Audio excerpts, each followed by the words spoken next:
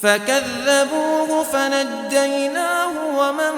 معه في الفلك وجعلناهم خلائف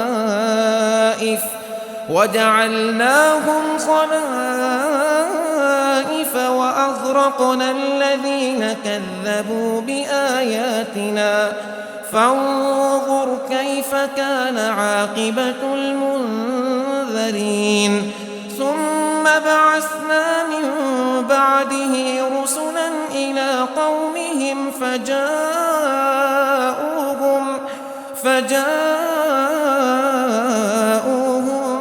بالبينات